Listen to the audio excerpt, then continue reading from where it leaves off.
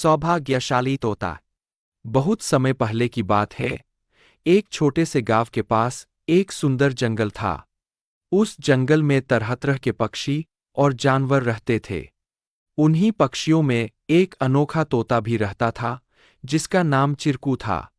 चिरकू को लोग सौभाग्यशाली तोता के नाम से जानते थे, क्योंकि जहां भी वह जाता, वहां कोई न कोई चमत्कार हो जाता या किसी की किस्मत बदल जाती। गांव के लोग मानते थे कि अगर चिरकू उनके घर आ जाए तो उनके जीवन में सुख और समृद्धि आ जाती है। चिरकू हमेशा खुश रहता और अपनी मधुर आवाज में गाने गाता।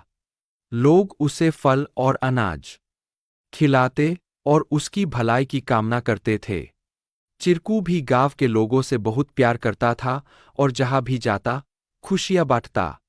एक दिन गांव में एक गरीब किसान, जिसका नाम रघु था, बहुत परेशान था। उसकी फसलें बर्बाद हो गई थीं और उसके पास खाने को भी कुछ नहीं था। वह दिनरात मेहनत करता, लेकिन किस्मत उसका साथ नहीं दे रही थी। एक दिन रघु ने गांव के लोगों से चिरकू के बारे में सुना और सोचा कि शायद यह सौभाग्यशाली तोता उसकी भी मदद कर सकता है। रघु ने तय किया कि वह चिरकू से मिलकर अपनी किस्मत बदलने की विनती करेगा। अगले दिन वह जंगल की ओर चल पड़ा और चिरकू को खोजने लगा। बहुत ढूंढने के बाद उसे चिरकू एक पेड़ की डाल पर बैठे हुए मिला। रघु ने बड़े ही आदर के साथ कहा। चिरकू ने रघु की बातें ध्यान से सुनी और उसकी आंखों में दया उमड़ आई। चिरकू ने अपनी चोंच में एक छोटी सी चमकती हुई पत्ती उठाई और रघु को देते हुए कहा, यह जादुई पत्ती है। इसे अपनी जेब में रख लो और जब तुम अपने खेत में काम करने जाओ तो यह पत्ती तुम्हारी किस्मत बदल देगी। रघु ने धन्यवाद कहा और वह पत्ती लेकर अपने घर लौट आया। अगले दिन वह अपने खेत में काम करने के लिए गया।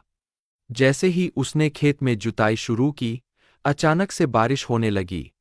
उसकी सूखी जमीन हरी भरी हो गई और थोड़े ही समय में उसकी फसलें लहलहा उठीं। रघु की मेहनत सफल हुई और उसकी किस्मत सच में बदल गई। अब रघु के पास भरपूर अनाज था और वह फिर से खुशहाल जीवन जीने लगा। उसने गांव के लोगों को चिरकू की बुद्धिमानी और उसके द्वारा दी गई जादुई पत्ती के बारे में बताया। सभी लोग चिरकू की प्रशंसा करने लगे और उसे और भी अधिक प्यार देने लगे। लेकिन चिरकू ने रघु को एक बात कही थी। याद रखना, यह पत्ती सिर्फ तुम्हारी मेहनत का साथ देगी। अगर तुम मेहनत करना छोड़ दोगे तो यह भी अपना जादू खो देगी। रघु ने चिरकू की बात समझ ली और कड़ी मेहनत जारी रखी। धीरे धीरे उसकी स्थिति पहले से बहुत बेहतर हो गई।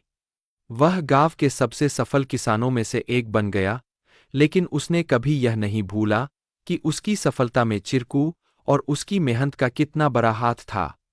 कहानी से सीख।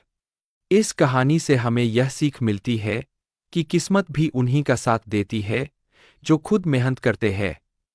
सौभाग्य और अवसर तभी काम आते हैं जब हम अपने प्रयासों से उन्हें सही दिशा देते हैं। Please like, share and subscribe our channel to learn more.